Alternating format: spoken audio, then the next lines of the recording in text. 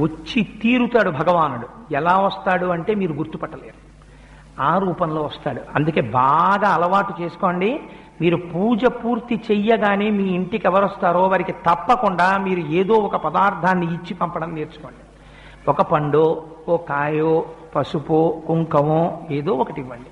ఎందుచేత అంటే మీరు చేసిన ఆరాధనకి ప్రీతి చెందితే భగవానుడు ఏదో ఒక రూపంలో వస్తాడు. తులసీదాస్ గారికి అలాగే వచ్చాడు.